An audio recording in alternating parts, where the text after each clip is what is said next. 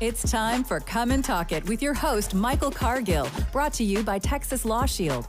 Over the last decade, Michael has championed and supported the rights of law-abiding Texans to own and use firearms. He is the owner of Central Texas Gun Works, a veteran of the United States Army, and has achieved national exposure in such prestigious media outlets such as Forbes Magazine, Fox Business News, CNN Money, AOL, BBC World News, Huffington Post, and the New York Times. Cargill vigorously defends lawful gun ownership in this country without regard to party politics. And now, here's Michael Cargill. Good day, Austin, Texas, the live music capital of the world.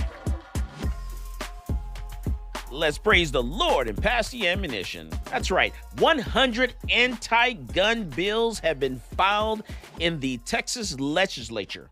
That's right, 100 anti-gun bills have been filed this legislative session in Texas.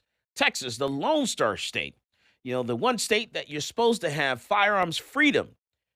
100 anti-gun bills have been filed. I hope you're paying attention, and I hope you're focusing on what's going on at the Capitol, because we need to make sure that we shut this stuff down, and we need to make sure there's no compromise whatsoever and nothing gets through this legislative session. Also, on the show, I want to talk about this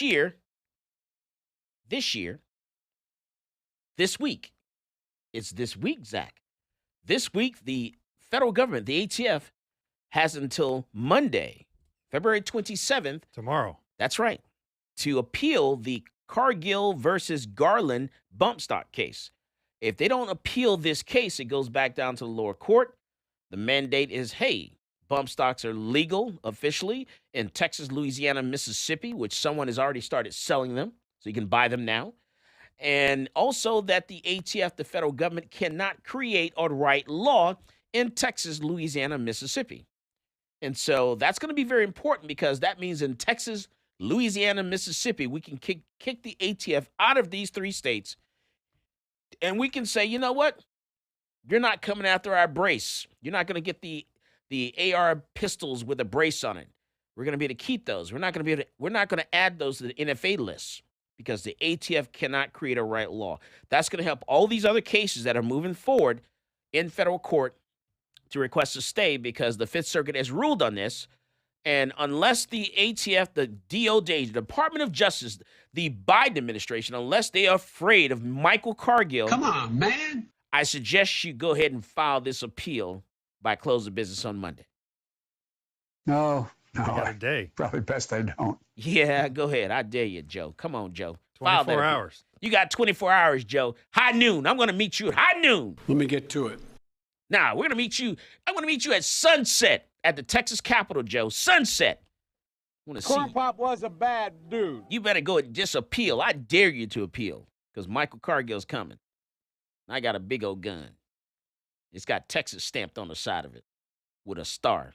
Tattoo? With a tattoo, Lone Star, baby.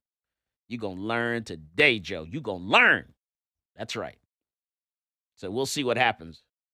By close of business tomorrow, we'll see if the federal government, Department of Justice, or Alcohol, Tobacco, and Firearms, we're going to see if they're going to file this appeal and appeal to the United States Supreme Court in Washington, D.C., the highest court of the land, to try to beat Michael Cargill. I'm waiting. That's not their only route that they can take. It's not? No. What other routes can they take? Well, if you look at rare breed triggers. Yes. So the government actually used this obscure statute in the criminal code against fraud to go against rare breed triggers, and they make basically a forced reset trigger, which they're claiming is a machine gun. Basically, it makes a gun fire automatically, which isn't actually true, but that's what they're claiming. And they're using the Eastern District of New York. They're using a court there with a fraud civil complaint to get a... That's a takings case. Is it? It's civil. Well, it's civil. Well, it's the government going after them civilly. Okay. Yeah. Okay. And Wow. they actually stopped them from selling triggers using that. So it's kind of a sneaky way. So the question is, did Rare Breed Triggers, did they file a suit in the Fifth Circuit? I don't know. Did they? I don't know. This is all a chess game. It's important that we learn the game of chess because you have to anticipate the enemy's move, 5, 10 moves down the road. And so when you file in these court cases, you have to think about these things and think about the best route to take. So hopefully, I don't know, I'm hoping that they filed something in the Fifth Circuit Mm-hmm. since they are in Texas. It would make sense. You have to you cater to the court that you're going to think, assuming that what case it's going to be heard in, that the case that the court you have a possibility of winning in. Yeah, they tried to get it dropped. Rare Breed did because the court was in New York. That's New but York, though. You're going to they lose in wouldn't New let York. them drop it. Yeah, you're going to lose in New York. You're going to lose until you make it to the Supreme Court, and then you're hoping that the Supreme Court sides in your favor. So, man, I hope they did something in the Fifth Circuit since they're located in Texas. That would be smart to file something against the government in Texas. Mm-hmm. But yeah, their only option isn't to do the right thing and use the courts to Right. fight what you're doing. They have other sneaky tactics that they can employ if they choose. And that's it. That's if that case makes it to the Supreme Court. If yours, No, theirs. if theirs. Because if theirs doesn't, then we're still good in Texas, Louisiana, Mississippi. Mm-hmm. 3-finger salute. But does your case, does that relate to theirs? I Does don't that think relate so. to their trigger? It doesn't, right? My case, it can benefit them Mm-hmm. because they can say, "Hey, this was ruled on by the Fifth Circuit that that the ATF can't create or write law." But your case basically says that only the bump stock is the item in question, right? Or is it any item like that simulates? The way it's written, Rapid it's fire. written so that any agency within the federal government, any item, any agency can't create or write law. Mm-hmm. So So Chevron deference. correct. That's a big one too. That's right. That So is a really important thing to settle. right. So we'll see. We'll see what happens. We'll see what happens tomorrow. I'm going to be watching. I'm going to be waiting for my attorney to give me a call. I usually get a call at like 5 or 6 o'clock or 7 o'clock p.m. in the evening. So we'll see what happens at the end of the day tomorrow to see if they've actually filed or not. So that will tell us their plan. Because if they don't file, that means they're going a different route. Mm-hmm. So the ball's in their court. How brave they want to be. So if they file, then it goes to the Supreme Court. That's correct. Oh, and That's correct. Then it will be the law of the land. And then the Supreme Court either take the case or not take the case, or they rule on the case to be the law of the land. So there's a possibility tomorrow our fate could be in the hands of the Supreme Court. Oh, that's big. That's right. That's big. It's a big deal. So we'll see what happens.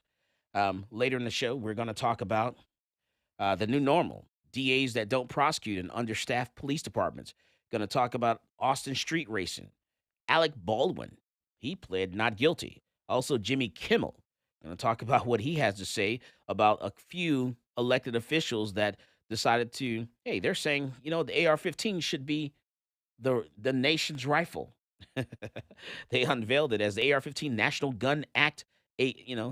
So we'll see how that plays out. Also, I want to talk about the Brady Center to prevent gun violence. The Brady Center to Prevent Gun Violence, they actually had a family they put out and just left this family out to dry and take the fall and go bankrupt on something that they pushed this family to do. They pushed this family to sue, unjustly. They should not have sued, but they pushed them to sue. And now this family is bankrupt because they tried to do the bidding of the Brady Center to prevent gun violence. This is Michael Cargill, and you are listening to Come and Talk It. Hi, this is Stephen Williford, the Barefoot Defender. I get my global gun news from Michael Cargill at Come and Talk It.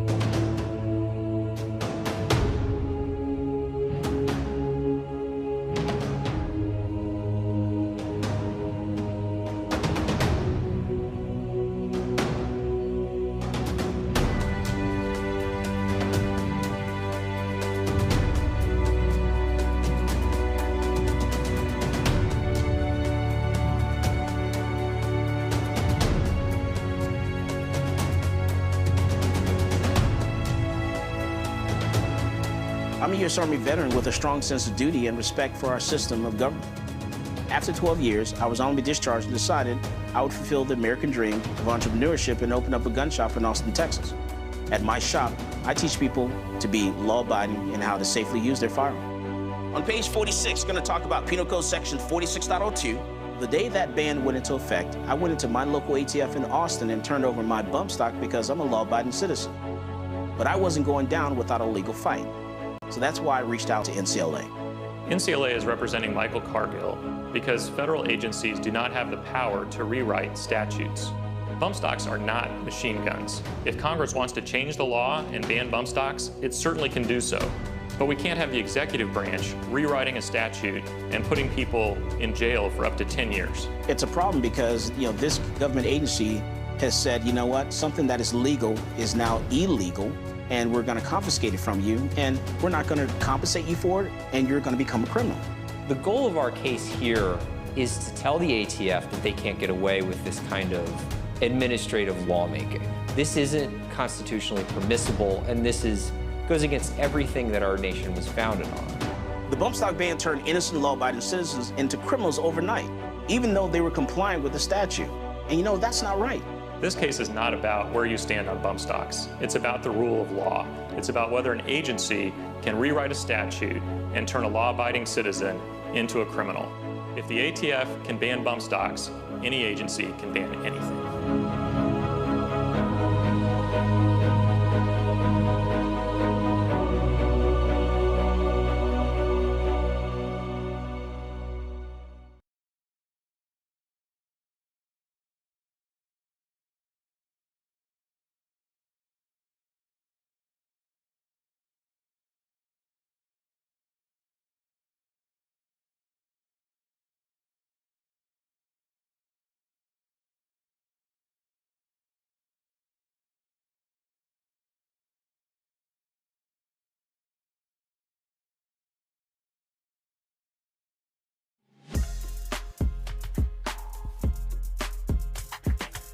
Welcome back to Come and Talk It. And now here's Michael Cargill.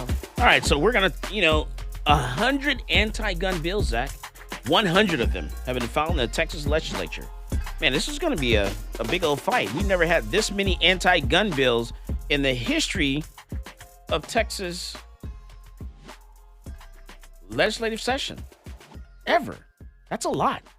All right, it's also the new normal. Man, the new normal. There's a video in the stories there, Casey. There's a video, and we got a lot of good stories for you. A lot of good stories, a lot of good videos. But this one here, man, $500,000 worth of diamonds taken during a car robbery in Inglewood, California. $500,000. And this is the new normal here. This is as a result of your district attorneys that are not prosecuting people. This is a result of not having enough law enforcement. This is as a result of also not keeping law enforcement accountable when they mess up, So this is a result of all of that. Put it all together. It's a lot. And this is what we have to live with for the next few years. Austin Street racing, all that good kind of stuff. Take a look at this video here of this robbery in broad daylight in California. You have to be aware of your surroundings at all times. Be aware of who's actually targeting you to be their next victim. You have to be aware of who's following you. You have to change your routes. You got to get your head out of your phone. Driving and looking at your phone can be very dangerous, and not knowing who's beside you, who's behind you, who's targeting you to be their next victim. And so what these guys do is they actually box this vehicle in. One vehicle in the front, one vehicle in the back, bumper to bumper, and another one on the side, so they can't go left, can't go right. They can't go forward, can't go back at all. Break the windows and rob them in broad daylight in front of God and everyone. And this is where we are. This is what's happening. And criminals are getting more bold and, just more bold, actually. This is happening in broad daylight with ATM machines taken out of, corner stores at 12 noon in the afternoon. They're getting emboldened and just, man, it's crazy. Yeah. That's why you got to carry a gun. I just don't get it. That's just wild to me. In broad daylight, you're looking at this, and man, it's and this is the new normal. This is a result of um, not making sure, not making sure that your elected officials, your prosecutor, your district attorney is not doing what they're supposed to do. These people are, and I sit down and I talk with the people that are actually who actually work at the Texas Juvenile Detention Center, and I always ask, how long does it take for a person to get booked in and get released and all that stuff? And they say it's pretty quick. They get booked in, the judge releases them pretty quick, and they're out on their own. And just there's just no, they're not held accountable at all for the actions that or the crime they just committed, whether it's murder, robbery, aggravated robbery, theft in the nighttime, criminal mischief, whatever. They're not held accountable at all. And we're just sitting back and allowing this to happen. And this is going to be the result of that. This is the new normal. So unless you start taking your own personal safety in your own hands, you have to be aware of your surroundings and what's going on around you. This is going to be something that we're going to have to deal with more and more. And so that scene in California is just crazy to me. Pretty wild. Pretty wild there. All right. Also, Alec Baldwin. So, man, what do you take on this, Zach? Well, he shot and killed somebody. He pointed the gun at her, pulled the trigger. So should he be held responsible? I know civilly he's gonna pay some money without a doubt. Mm-hmm. So, but criminally. So let's look at this in the eyes of Texas and Texas law, and say, okay, could it be negligent? What if I thought that a gun was unloaded and I just put it up to your head and pulled the trigger, but I thought it was unloaded? It's your fault. Then it's my fault. That's your fault. So why would it not be his fault? Good point. He pointed the gun at someone, pulled the trigger. So Alec Baldwin, the reason we're talking about him, because he's pleaded not guilty to manslaughter charges relating to the 2021 fatal shooting on the set of the movie Rust, according to a court document that was actually posted this week. Baldwin is released on personal recognizance as long as he doesn't own a gun, abstains from alcohol, and doesn't speak with other witnesses of the shooting. And he was originally expected to appear in court on Friday, but is no longer required as he waived his first appearance. And Baldwin and Gutierrez Reed were formally charged with involuntary manslaughter last month for the death of the movie cinematographer Helena Hutchins. Attorneys for both defendants previously insisted their respective clients are innocent. And so the armorer is actually Hannah Gutierrez. That was the armorer.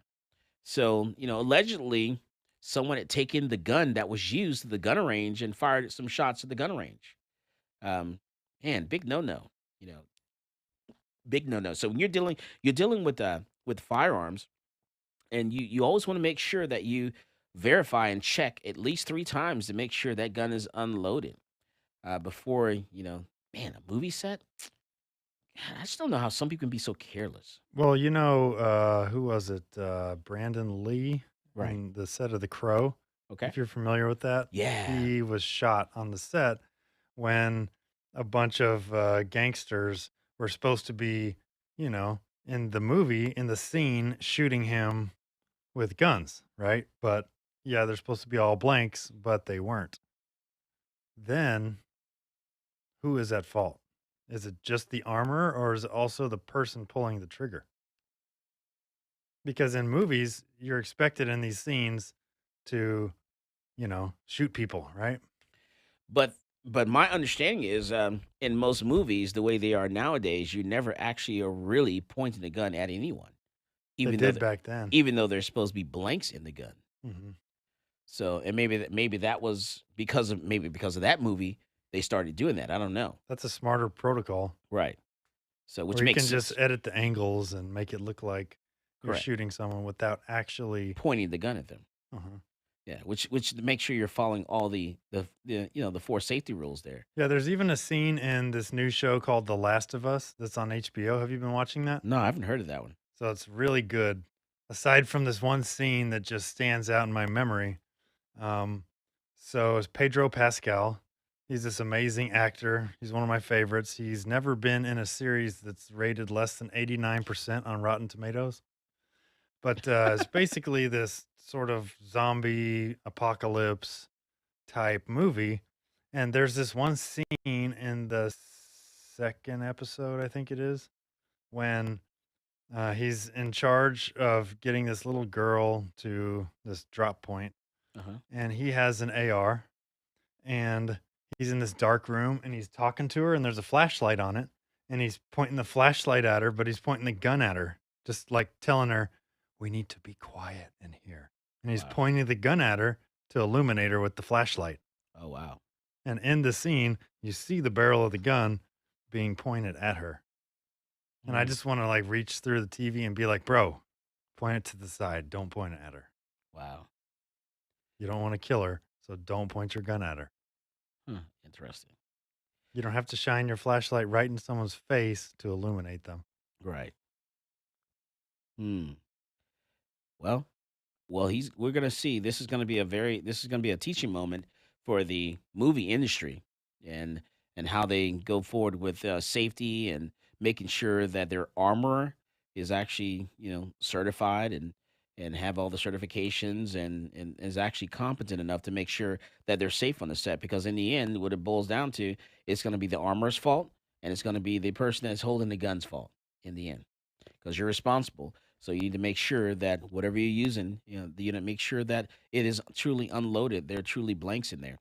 I remember when we did we had to bring a shotgun to the University of Texas for a concert that the UT concert band was putting on, and they wanted to fire a 12-gauge shotgun at the very last note of that performance. And so I was so paranoid about this that, I, took the gun to the range. I tested the blanks myself. I then, took the gun to the performance, make sure I held on to the blanks and verified, 3 times these were blanks, these are blanks, these are blanks, before, that performance. And then even then, we still pointed the shotgun in the air, never pointed at anyone. So last ditch effort, anything, it goes in the air. This is Michael Cargill, and you are listening to Come and Talk It.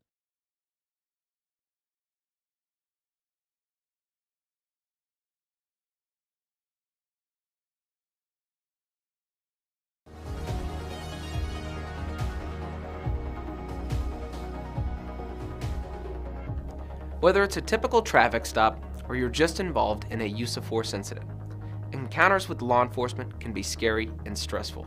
In the heat of the moment, you may inadvertently say something you don't mean or make an inconsistent statement. These are red flags for officers, and if they think you're lying or your story doesn't add up, they might arrest you and let the criminal justice system decide your fate. Police officers are trained to get information from you without making the interaction seem like a formal interrogation. But remember, from the moment an officer arrives on scene, everything you say and everything you do will be scrutinized in court. The prosecuting attorney will attempt to use anything and everything against you. So what do you say? You say, I invoke my right to remain silent, and then let your attorney interact with law enforcement on your behalf. One important note though, do not throw common sense out the window. For example, if the intruder's hiding somewhere in your house when the police arrive, or if you saw the perpetrator pitch his weapon into your backyard, quickly tell the police and then stop talking. You might ask, what about my rights? What if the police never read me my Miranda rights? Miranda rights is the common name for a collection of rights contained in the Miranda warnings, given to suspects when they're placed under arrest. The warning comes from a 1966 Supreme Court case, Miranda v. Arizona. In that case, the court held that statements from a custodial interrogation would not be admissible unless proper procedural safeguards were in place to protect the defendant's Fifth Amendment rights. We've all seen these warnings on TV and movies. You have the right to remain silent. You have the right to have an attorney. Anything you say can and will be used against you in a court of law, and so on. So do police have to read you your rights? No. It's important to note that officers are not required to read you these rights unless you're in custody and subjected to interrogation. If the police show up to a crime scene and start asking you general questions and you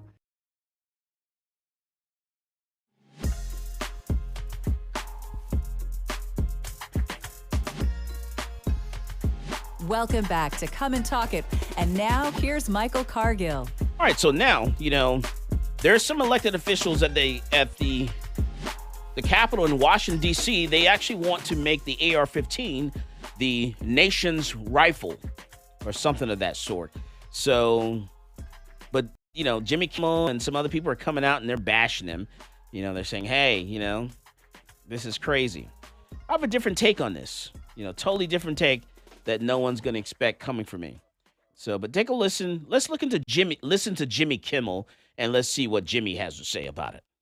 George Santos got some money from the cousin of a Russian oligarch, and he doesn't seem eager to share any details on that. So to change the subject, he's working overtime to ingratiate himself to the far right wing of the party. Santos is co-sponsor of a bill that would make the AR-15 assault rifle the national gun of the United States. What a cool guy, and what an important cause.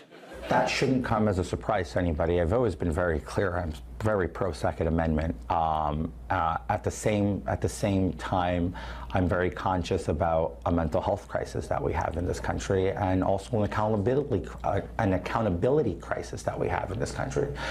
Take it from me, a man going through a mental health crisis with no accountability. That's good, though, George. The first step is admitting you have a problem.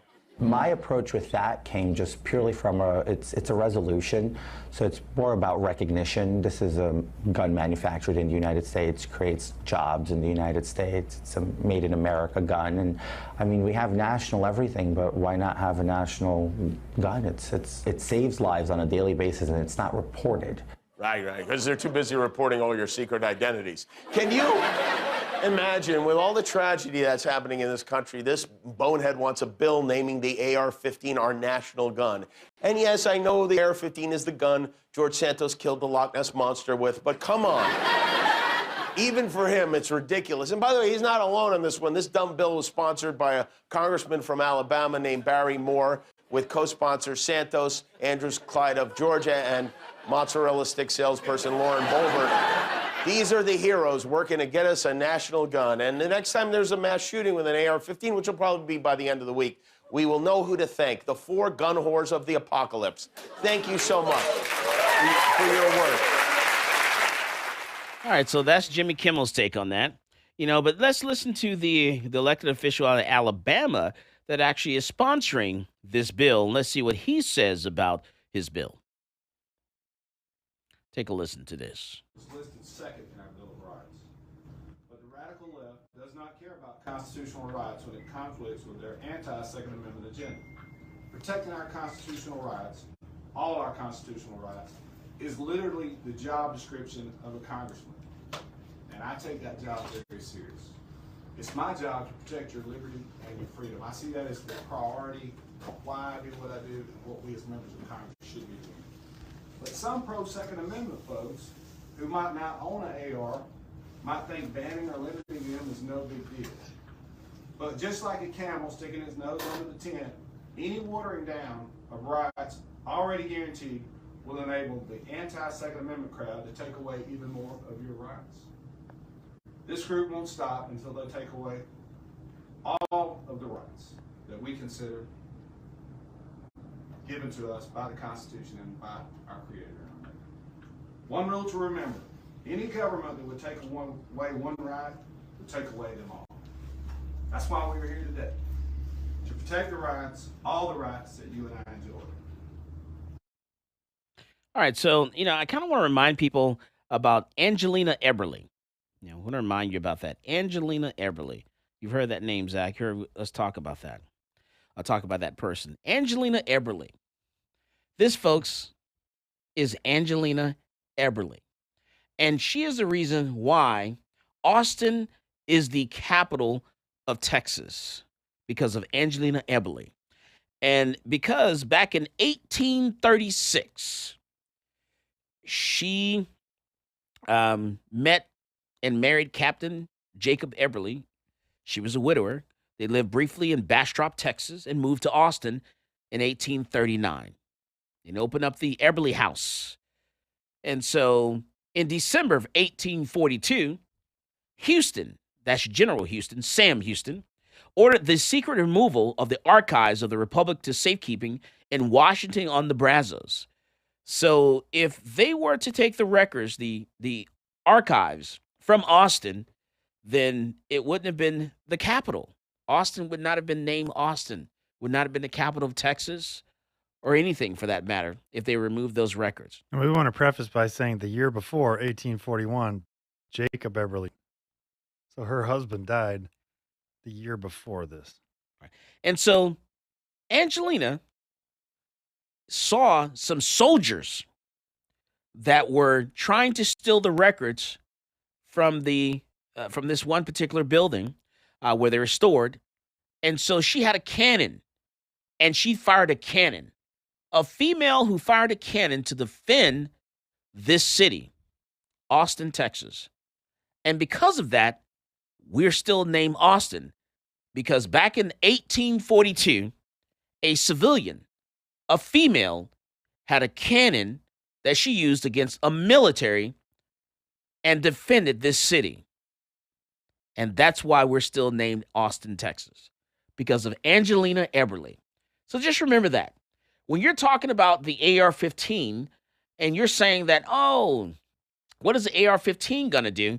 You just remember a lady, female, who had a cannon, who sent a military detachment running back from where they came from and defended this city. And that's why we're called Austin, Texas. Can you own a cannon today?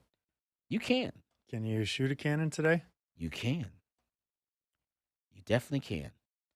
And just, if you ever get a chance to just stroll down Congress Avenue, go and take a look and read the statue and take a look of, Angelina Eberly and read the history of this young lady and what she did. And she's a hero because she was a civilian who had a cannon who decided to fire it against a military detachment that were trying to basically remove the records from the city and change history as we know it today.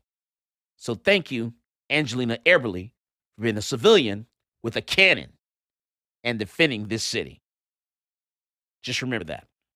Now, to the elected officials that are writing a bill to say, hey, we want the AR-15 to be the rifle, the American rifle. And I've always called it, it actually stands for Armalite rifle. It does not stand for assault rifle. That's not what it stands for. That's what everybody thinks it stands for. I know, every single person.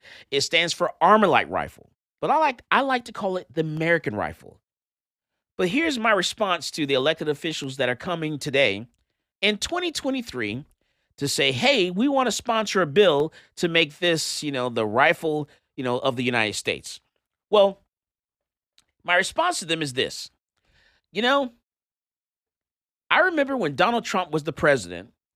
I remember when the Republicans were in charge of the House. The Republicans were in charge of the Senate. And since they were in charge of both houses and the White House, that would have been the opportune time for them to sponsor whatever bill they wanted to sponsor and push whatever legislation through Congress they wanted to push and pass. But instead, they did not. And here we are in 2023, we're playing these games. They don't think you're stupid, people. They know you're stupid. You're stupid because they could have done this when Trump was president and they had the House and the Senate. But instead, here we are in 2023. They know they can't pass this. There's no way this bill that they're talking about is going to pass whatsoever. They don't control the White House. They don't control the Senate. They control the House, but then that's it. Nothing's going to happen. So this is all a song and a dance. They don't think you're stupid. They know you're stupid. Because if you fall for this okie doke and you think that they're doing something for you, they're not doing you any favors because this is not going to pass. This is all smoke and mirrors. The only thing that we have that's working for us right now is the court cases that we filed in federal court to sue the government, to force them to do what they're supposed to do because Congress are a bunch of cowards and they can't do it or they won't do it. They're placating to you and they're tricking you to make you think that they're doing it. The Republicans are a joke. The Democrats are a joke. They're all a joke. They're not working for you. They're playing games with you. They don't think you're stupid. They know you're stupid. Only thing we have is to work in the courts. I don't trust any of them. I don't care if you have an R behind your name. I don't care if you have a D behind your name. They're full of it. They're not working for you. They don't care about you. They would have did this. They would have done this back when Trump was actually president, when the Republicans had the House, the Republicans had the Senate, the Republicans controlled the House of Representatives and also the White House. They would have done it back then. But instead, they did not. And here we are today with smoke and mirrors and telling you that, hey, this is what we're going to do for you. We're going to do this for you, the people, because this should be done. We're working hard for you. We want to make sure this gets done. I call bollocks. It's all smoke and mirrors and not trying to do anything. They know you're stupid because if you fall for this, you are stupid. So don't fall for it. We're not going to be tricked by this. All right. So all we have right now, these court cases that are moving forward, and we need to sue the government until the middle of next week to make them do what they're supposed to do. That's all we have. All right, because we can't depend on our elected officials because they're not working for us. Senator John Cornyn, our senior senator for Texas, is not working for us. He sees his numbers are just terrible. All of a sudden, he comes out and says, we need to do something about fentanyl. Well, you know what? Nancy Reagan said, just say no. So how about you do that? Just say no to drugs. How about that? Man, this is all a joke to me. All a big joke. Don't fall for the okie doke. I don't care if you have an R behind your name. I don't care if you have a D behind your name. If you come after my Second Amendment, if you don't defend my Second Amendment like you're supposed to, because the Second Amendment defends all of our constitutional rights, not just the freedom of speech, it defends all of them. And if you don't protect the second, then you're going to lose all of your constitutional rights in the United States. It's time we stand up and fight now and don't fall for this okie doke, because this is not the Thriller in Manila. This is not a game of chess. This is real life here. Don't fall for it. Don't let him fool you. This is Michael Cargill, and you are listening to Come and Talk It. Folks, this is Doug Man Jones. And I get my gun news from Michael Cargill at Come and Talk It.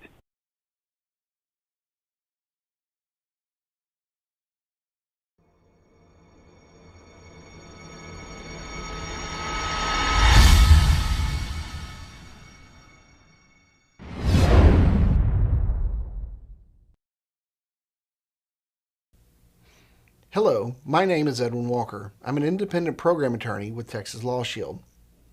I want to talk to you today about an issue that we see on a daily basis. In fact, you yourself will encounter it on a daily basis, and that is the subject of road rage. I am sure that you have all seen road rage. You may have actually been involved in a road rage incident. Now, if you're a responsible gun owner, I'm going to give you a few words of advice on how to react when you find yourself in one of these unfortunate road rage incidents. While on the roadways, we all observe something that makes us upset. Whether it's poor driving, unsafe driving, or just simply somebody being very discourteous. By all means, you should restrain yourself from engaging that person and telling them how bad their actions were, because this can be perceived as an act of road rage. If you're a lawful gun owner, you have a firearm in your vehicle, you do not want to be viewed as the aggressor in a road rage situation. Now, with regard to a situation where an individual has chosen to rage against you, and you are the actual victim of the road rage, if you and the other individuals are still in their automobiles, do not use your firearm to respond to any of the rager's activities. This is because law enforcement views the fact that you're both still safely in your metal boxes as removing any threat of immediacy that you may be harmed. So please, if you have a gun, somebody is raging against you, forget you have a gun. Don't display it, don't brandish it, don't show it, don't point it, and for God's sake, don't fire it. This could result in a lot of trouble for you. Now let's look at a situation where a road rage incident has escalated. It has escalated to the point where one of the participants has actually gotten out of their vehicle. we recommend that you stay in your vehicle at all times. Do not exit your vehicle, because the person who exits their vehicle is going to be looked at as the aggressor. If the other individual has exited their vehicle and they are not in contact with your vehicle and they do not have a weapon, then do not feel that you can display your weapon in an act of self-defense. People are allowed to just simply stand there and scream at you, scream whatever they want. Until they make a demonstrative effort to try to harm you, there is no immediate threat that would justify displaying or shooting or brandishing your firearm. Now, in the event that the person shows their own weapon, in particular a firearm, the existence of their weapon would give you reasonable belief.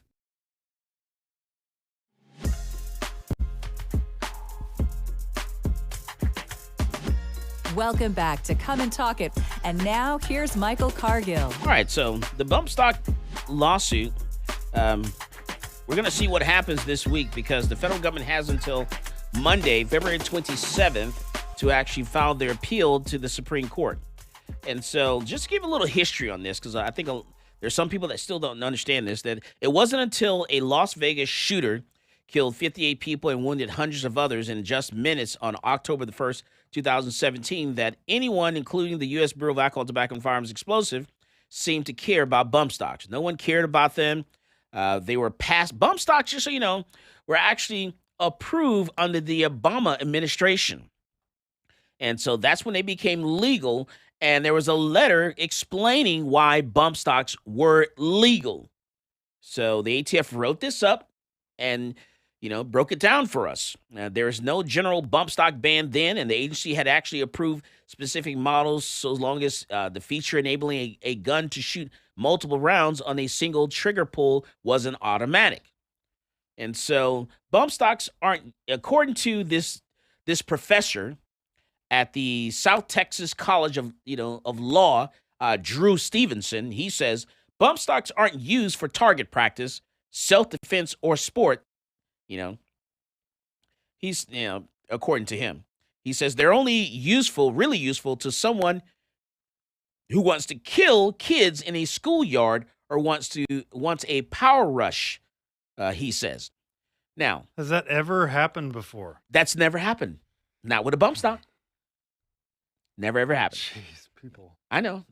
We just, let's just make it all up. I don't know. Just throw it out there, because if you say it and you say it enough, then it becomes true. Let's play with people's emotions. Truth over facts. Let's try and tug on people's heartstrings, and let's bring kids into this. Yeah. Because then they'll do something if we babies. Talk about kids. Yeah. Right. So after the Vegas shooting, ATF under then President Donald Trump in 2018 issued a rule equating bump stock outfitted semi-automatic rifles with fully automatic weapons, for which civilian possession has long been banned. So the new rule required the stock owners to surrender or destroy their devices.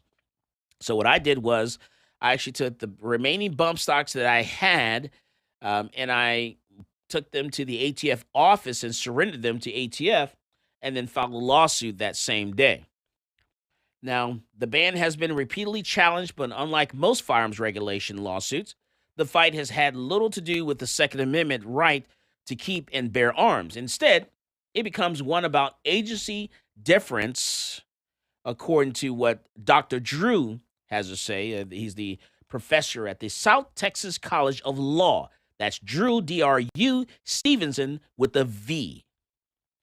The issue has divided federal appellate courts, and in at least one instance, judges is on the same court. Against the backdrop, the ATF and the Justice Department have been reluctant to prosecute bump stock owners.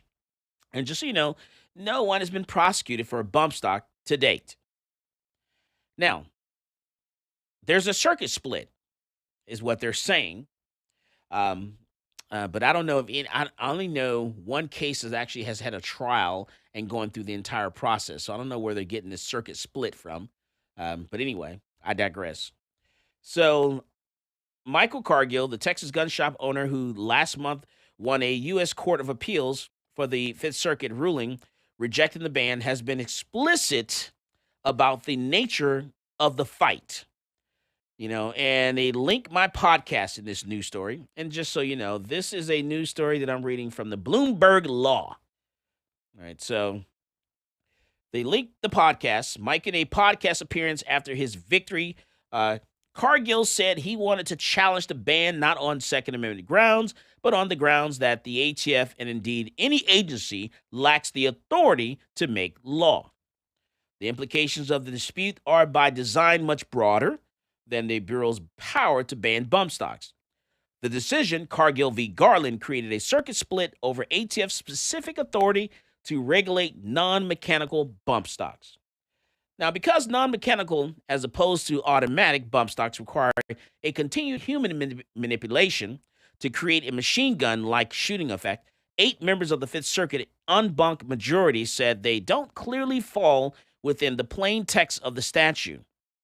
And even if the statute were ambiguous, which 2 other circuits have held, 12 judges in the majority said they apply the rule of litany, not Chevron deference, meaning the law's lack of clarity should inure to the benefit of those who would be held to it, which means that the tie goes to the citizen. So almost 4 decades old, Chevron provides that when a statute is unclear, courts should defer to the administering agency's reasonable interpretation of it.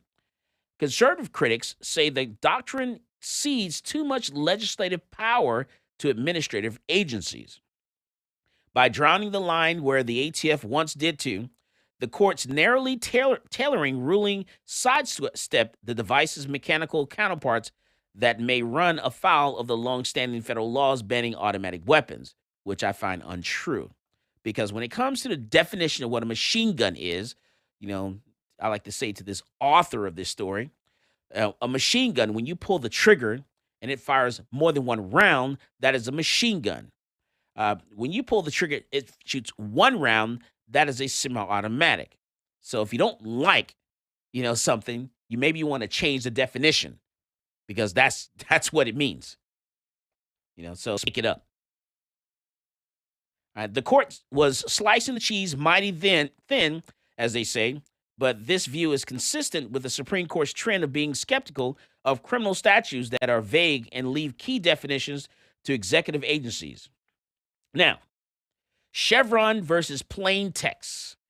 Now, the DOJ has disclaimed any reliance on Chevron in defending the ban, saying its interpretation is consistent with the plain text of the statute and conceding that it doesn't apply to criminal laws.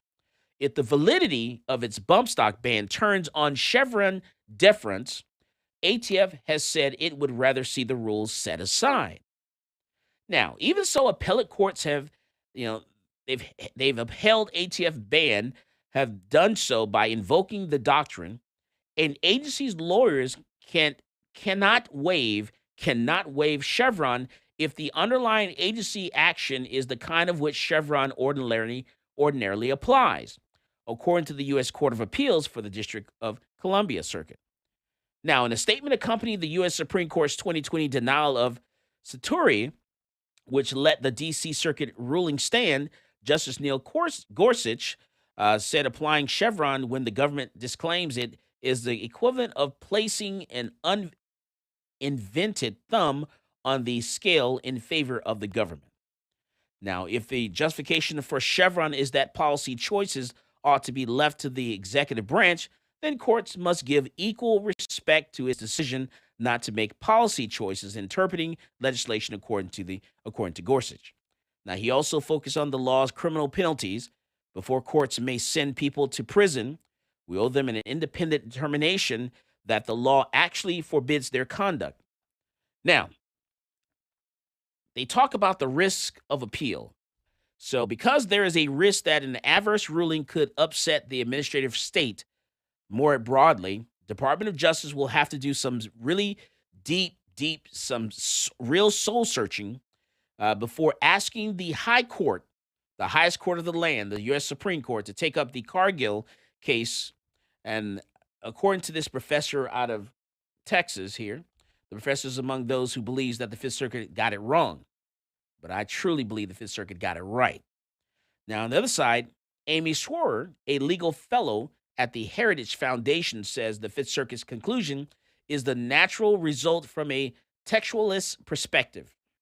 Although ATF will have a difficult time enforcing different policies in different circuits, pending a resolution of the split, given the potentially broad implications of the decision, the agency could be inclined to wait for a petitioner in another case to raise it, and the agency might not be eager to open that can of worms, according to Amy Schwerer, a legal fellow at the Heritage Foundation. In the meantime, there's nothing to stop ATF from continuing to go after many other types of machine gun conversions, devices in circulation, even if the Fifth Circuit has ruled on this. Although Essek said the Fifth Circuit's decision will make it more difficult for ATF to bring criminal charges over violations of the bump stock ban, that isn't how the agency has generally enforced the rule. Now, Bloomberg Law was able to find only one instance where a criminal charge of an unlawful possession of a machine gun was brought against a bump stock owner, and the government ultimately abandoned the count. So no one's been convicted for having a bump stock. ATF has instead opted for civil enforcement mechanisms like cease and desist letters. If the manufacturer disagrees, they can sue and duke it out in court. Usually the manufacturers will comply with the agency's directive pending resolution of any dispute. If they don't, the agency has other intermediate enforcement options, and I think that's what you were talking about earlier. All right, so, and you're talking about the rare breed trigger case. Sneaky stuff. Right, a little sneaky stuff.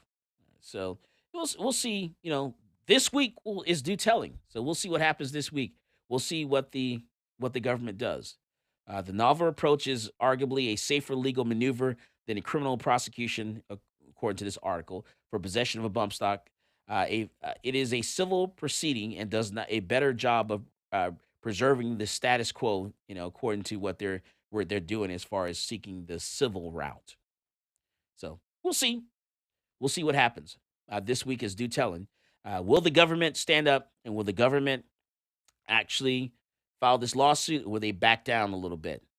So I think they blinked, and that's why they waited to impose the brace ban, because it was supposed to go into effect a little sooner. Instead, they waited, and then they did it. So because I think they think they messed up. This is Michael Cargill, and you are listening to Come and Talk It. Peace, this is Maj Toure. You're listening to Come and Talk It Radio with Michael Cargill. He didn't act that way. He never flinched. He went for his pockets. And when he went for his pockets, I thought my heart was going to stop. I mean,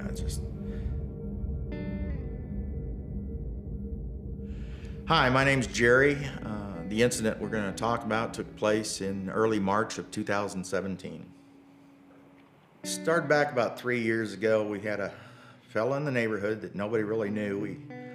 We weren't familiar with him, and he was pretty regular about speeding up and down the street. It escalated into more speeding, threats. He chunked some rocks up into the yard, and broke my windshield in my truck, and it escalated from that into death threats. And he was constantly chirping about how he was gonna end it, and he was gonna kill so-and-so, he was gonna kill me, and it was all chirping. The day of the confrontation, I was leaving the neighborhood and heading to a meeting in downtown Fort Worth. It was a beautiful day. I had my windows down. I was in my Suburban. As I was heading out, just about to leave my neighborhood, this guy comes into the neighborhood, sees me coming out, pulls into my lane, causes me to stop, and then he kind of cut at an angle in front of me and jumped out of his truck and ran at the side of my Suburban, saying, "Today's the day you're gonna die, he's gonna end it." He comes over and he's slamming his hands up against the side of my vehicle, my truck. But he's screaming at me, telling me he's gonna kill me, he's gonna end it, this is the day I'm gonna die. He reaches in to try and open up my door. I grab my weapon, I put my weapon right at his chest at the window and told him to get back, told him to get the hell back. And he never did. He never moved, he never changed anything. He went for his pockets, shuffling into his pockets, and he pulls out his cell phone. I drove off around and called 911 before I got to the end of my street. Yeah, I've carried a weapon for pretty near 20 years, and I've never had to pull my weapon out. Now, I can tell you that when you do that, it's the emotions are incredible. You feel the flush come through your body because you just pulled a weapon on somebody, you're pointing a gun at somebody, and they don't move. And that's a whole nother, they didn't say, whoa, stop, like anybody that you'd think would do that, but he didn't act that way. He never flinched. He went for his pockets, and when he went for his pockets, I thought my heart was gonna stop. I was actually told that if he would have pulled out a gun, he'd have shot me before I could have actually pulled the trigger, and that's pretty awakening. I contacted Texas Law Shield and spoke with them, and got a statement that I wrote, and I turned it in the following day. And it was subsequent to that I was told that I was gonna be arrested for deadly conduct, and Texas Law Shield stepped up to the plate, and they got in my corner and handled it from there. Factually, the case was unique because Jerry never got out of his vehicle, but was still forced to pull his weapon and defend himself. And you don't see that often. Usually, a self-defense case, both people are outside the vehicle. They ended up arresting me.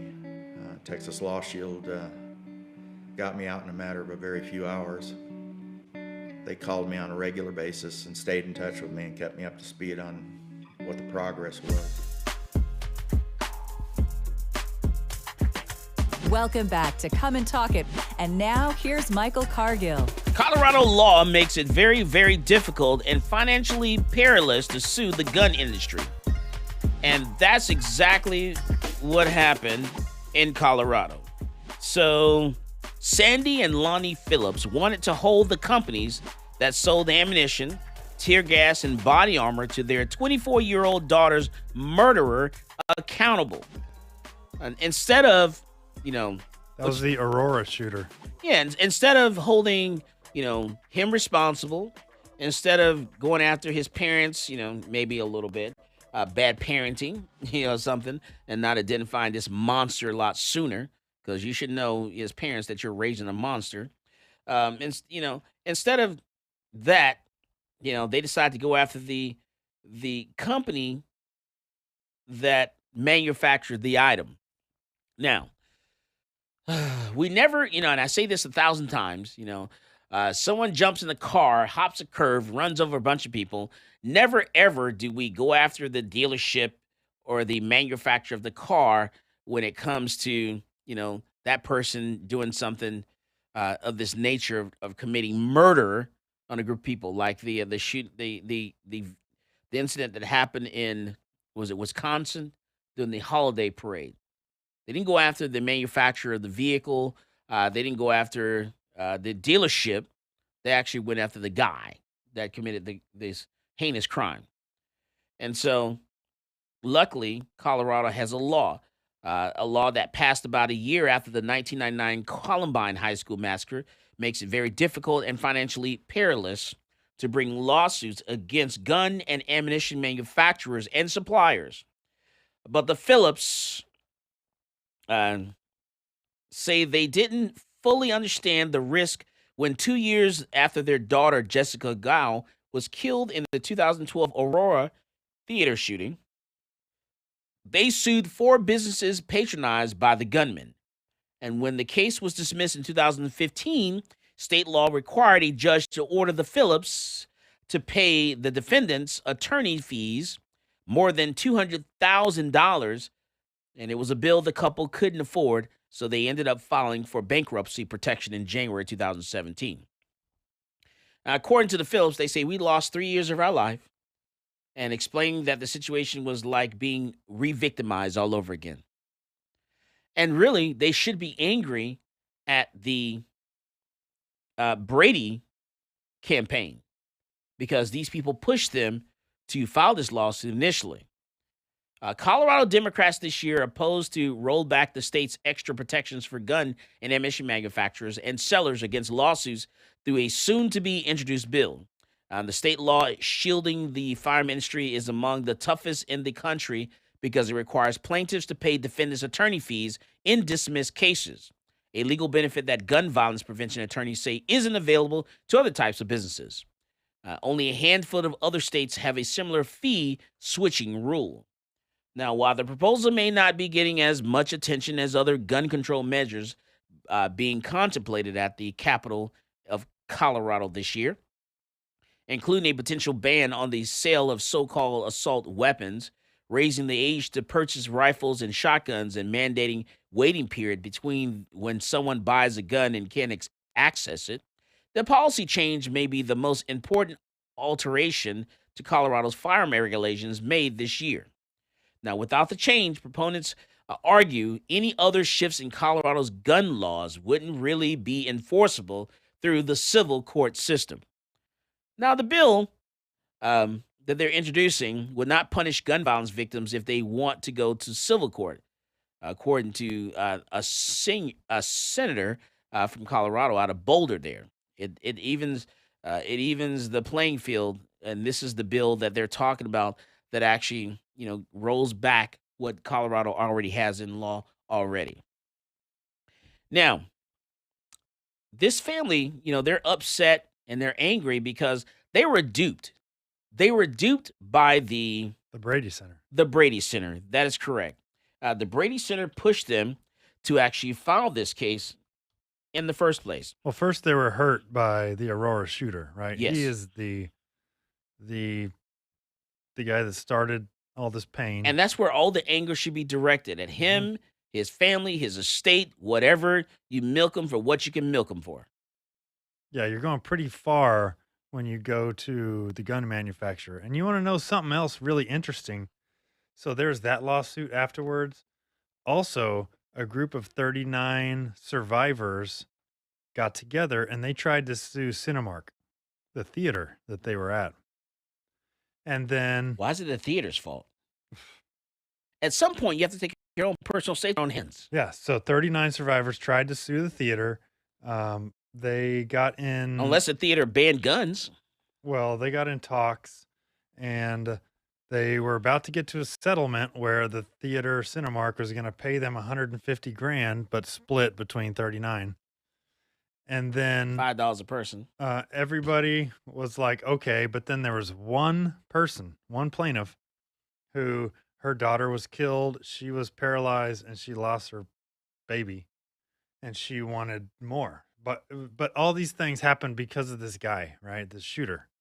But she wanted more from Cinemark. And so she rejected the deal.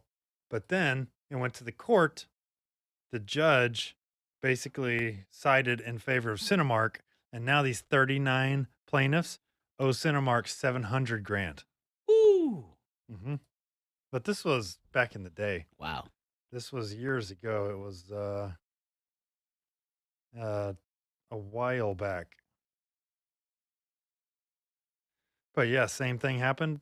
These people, they tried to sue Cinemark and they lost, and they were liable for Cinemark's legal fees. Wow. Or court costs, I guess. And so, that's wild. That's wild.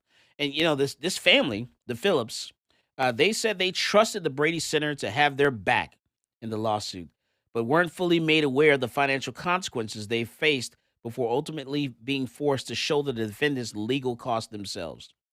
So once all said and done, the Brady Center turned their backs on this family and walked away and left them with the bill. And they pushed them to file the suit too. Pushed them, like here, file this lawsuit. That's right. Get this, you'll get them back. You'll get the gun manufacturer didn't even pull the trigger. Didn't donate not a dime, not a nickel, not a penny.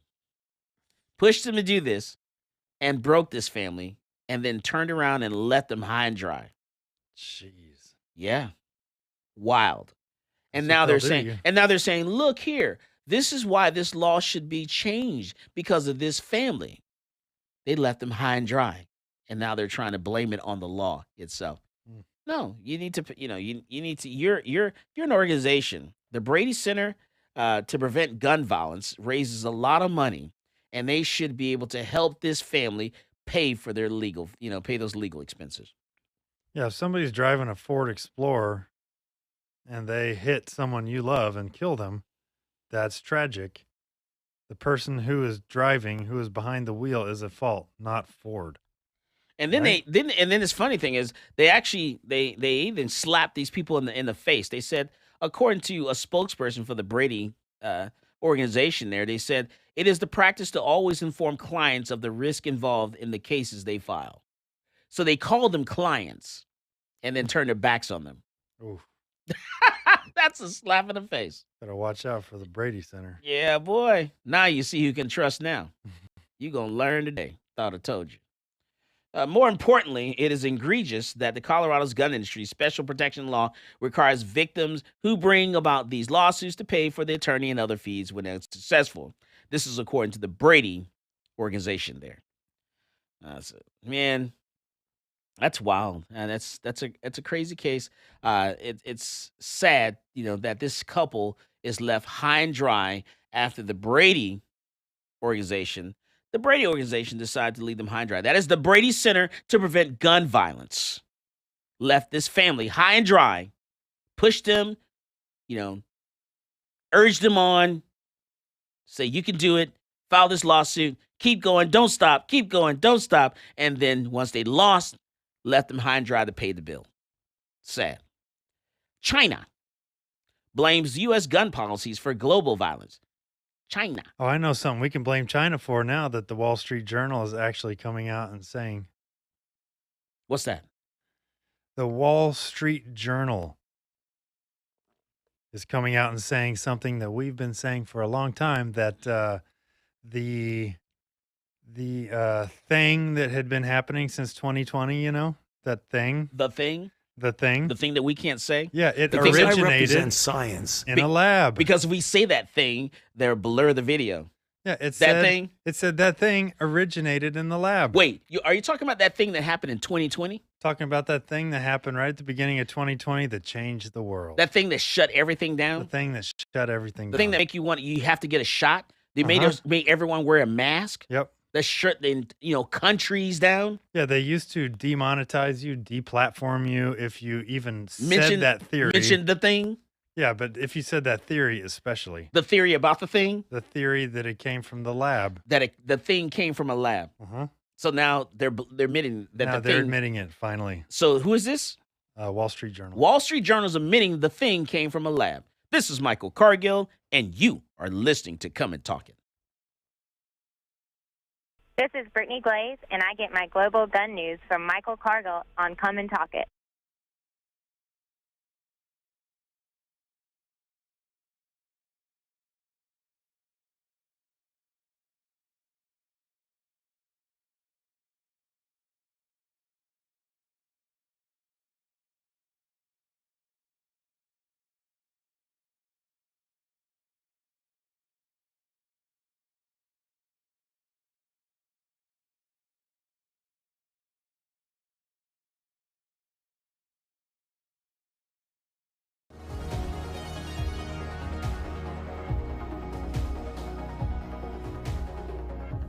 Whether it's a typical traffic stop or you're just involved in a use of force incident, encounters with law enforcement can be scary and stressful. In the heat of the moment, you may inadvertently say something you don't mean or make an inconsistent statement. These are red flags for officers, and if they think you're lying or your story doesn't add up, they might arrest you and let the criminal justice system decide your fate. Police officers are trained to get information from you without making the interaction seem like a formal interrogation.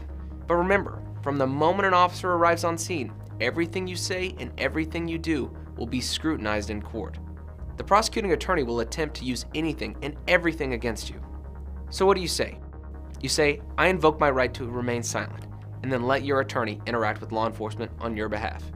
One important note though, do not throw common sense out the window. For example, if the intruder's hiding somewhere in your house when the police arrive, or if you saw the perpetrator pitch his weapon into your backyard, quickly tell the police and then stop talking. You might ask, what about my rights? What if the police never read me my Miranda rights? Miranda rights is the common name for a collection of rights contained in the Miranda warnings, given to suspects when they're placed under arrest. The warning comes from a 1966 Supreme Court case, Miranda v. Arizona.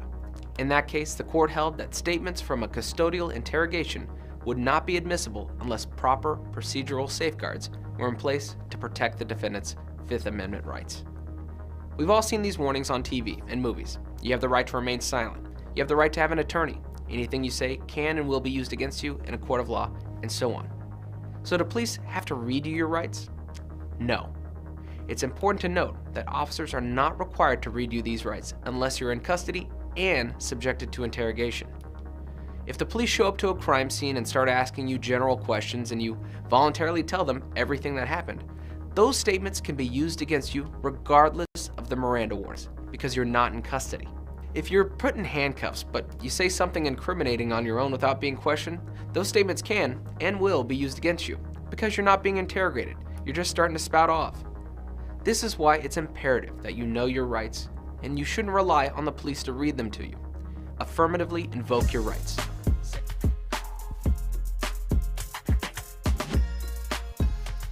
Welcome back to Come and Talk It. And now here's Michael Cargill. All right, so, man, China. Oh, yeah, we had a little correction. So the Wall Street Journal is admitting that the Department of Energy, is that right? Is admitting that the thing came from the lab. Yes, we can. All right, the thing came from a lab. Department of Energy. That's the Biden administration, right? Uh-huh. Just putting it out there. Because I represent science. Mm-hmm. Right. We And you were saying that they're mad at us too, right? Right, yeah. So China blames us, blames the U.S. There we go. China blames the U.S. for gun policies for global violence. They're saying it's America's fault that the gun violence problem around the world. They said America's loose management of firearms is creating a recurring nightmare of domestic gun violence that is now spilling into other countries as U.S.-made weapons and ammunition are increasingly finding their way into the wrong hands. China's Ministry of Foreign Affairs has this to say on Thursday of this week. So Wang Wenbin, I'm going to call him Wang, a spokesman for the ministry, laminated that at a United Nations meeting last week, the U.S. opposed a Chinese proposal to block transfers of ammunition to non-state actors. Now, he then argued that America's tolerance for guns is creating violence around the globe. He said gun violence has become a recurring nightmare for the American people. The U.S. loose management of small arms and light weapons and ammunition, massive weapons export, and persistent transfer of military articles to non-state actors are equally worrying. A lot of the ammunition from the U.S. have become untraceable and even ended up in the hands of terrorists and extremist groups, posing a grave threat to regional and to international peace and stability. According to China, he said gun violence is increasingly America's main export to the world. Michael, I have a question. Go ahead. I have an answer. Okay, so this is China. China. Is this the same government that's doing a genocide on the Uyghurs in their country? The same one. The same one. Is this the same China that basically has internment camps in their country still to this day? China, same one. Is this the one that, is this the same country, the same China that I'm thinking of that has basically their internet firewall where they control all of the information that goes in and out of their country? China, you got it. That's the one. China okay, is just going making to sure. Eat our lunch. That's the one. That's the one. Yeah. Okay, and they're trying to grandstand and tell us how things should be. Right. So, the same ones that, and by the way, okay. So you look at, don't let them fool you. Don't fall for the okie doke. See, they don't think you're stupid. Remember, they know you're stupid. So don't fall for it, okay? Just remember that the weapons that are used around the world typically are AKs. AK is the weapon of your terrorists. They're the ones that are committing these crimes with AKs and the ammunition that it uses, okay? And they're being transported by China. Like, you know how Russia is being assisted by China, So don't let them fool you. Okay? Don't fall for the okey-doke. Okay? Don't fall for it at all. So, it's funny, all the different, your criminals all around the world, the globe, different countries. I don't care if it's the Africa continent. I don't care what continent that it's on. Is the AK is the weapon of the criminals. Yeah, China actually even copied. You know how they like to copy things. Kind of notorious Right. for Chinese copies. Right. They copied the AK. That's called the Type 56. So if anyone is exporting hatred and exporting weapons, it's going to be Russia and China, because they're helping each other, and these are what the criminals around the globe are actually using, the AK-47. So don't fall for the okie doke at all. But good try. Nice try, China. Nice try. Not falling for it. Sorry. Yeah, they actually have over 1 million Uyghur Muslims in concentration camps that they torture. Not only in their country, yeah. They also, you're only allowed to have what when it comes to like children. They changed the one-child policy. They changed that? Uh-huh. Can I have But they did it a little too late. They actually completely changed the demographic of the country in doing that. And there's speculation that not only does China inflate their population numbers where they don't have as much population as they say they do, but all these middle-aged men right now, or working-age men, they're all men in the country. And so when they age out, there's going to be this huge drop in working age population. Right. Because they were all men. They didn't have girl babies. If they had a girl, when someone was pregnant and they had a child, if it was a girl, often they would literally just instantly kill the baby. Right. Because of the one-child policy, they wanted a boy to carry on their family legacy, right? So there were so many more boys than girls. Wow. And then the boys aren't going to have babies. Only girls can. Wow. Yeah, so don't let anyone, make you feel about this country. This is the United States of America is the best country on the planet. There's no, country better than the US. I love this country. I love it more than anything. Even for our faults, this is still the best country to be in. That's why people literally will shove off, and hit the ocean, on a piece of plywood to make it here, because this is the best country on the planet. And no other country comes near and dear to the U.S. So I love this country. I love everything about it. We're not perfect. There's nothing that's perfect. There's some people that you dislike in your family. But guess what? We're all family. Whether we like it or not, we're all brothers and sisters here, in the United States. And I love this country. Best country on the planet. Let's go to Texas. Ah, man, Texas. We're here. All right. So a Texas superintendent resigns after a student finds his gun in the school bathroom. Yeah, not pretty. Not pretty. So a superintendent of a small school district in West Central Texas resigned this week after parents learned that his gun was found in a bathroom stall by a third grade student. Third grade. Yes, third grade.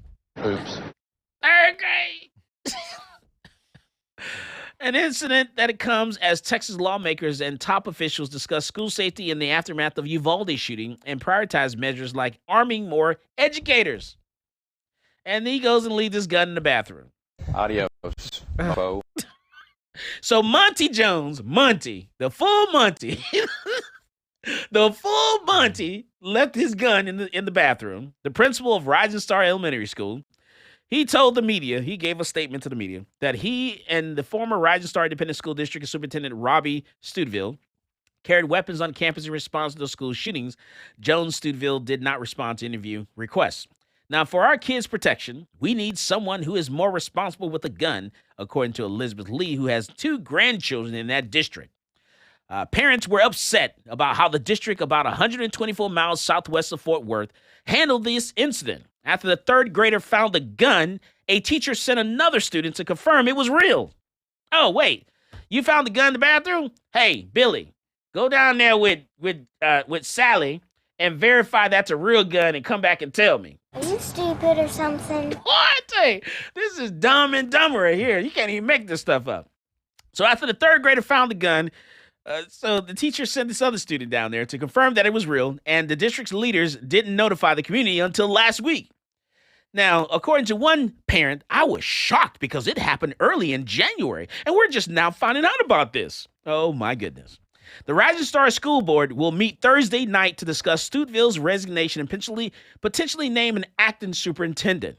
It is unclear whether Stuteville and Jones were part of the state's school marshal program, which allows educators to carry weapons inside schools after 80 hours of training, or its Guardian plan, which lets local school boards designate district employees who can carry firearms and determine what kind of firearm training they must get.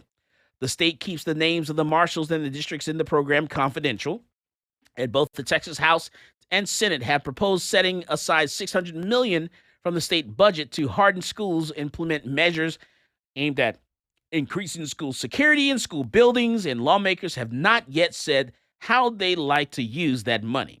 But a Senate committee has recommended expanding the state's mental health telemedicine system to all school districts and hiring more mental health professionals. But it's unlikely that the attention on school safety will lead to a stricter gun laws, as some Uvalde parents have been calling for, with the Republican-led legislature working in opposite direction in the aftermath of several mass shootings in the last few years.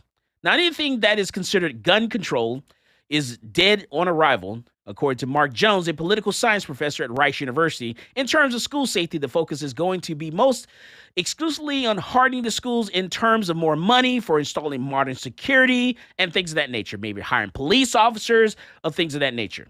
So we'll see what happens in this Texas legislative session and how this goes down, because my suggestion would be, we need to have I think we should have a super LTC, and allow. Why don't you get on that? That's right, and allow parents, to get a super LTC. You already have your license to carry handgun. You can carry in prohibited places, and you need to prove even more proficiency than ever that you're proficient with firearm. And I think that'll work, and we can shut some of this stuff down and bring it all to bear. As always, more guns equals less crime. You go out there and you buy yourself a gun. You've been listening to Come and Talk It with Michael Cargill.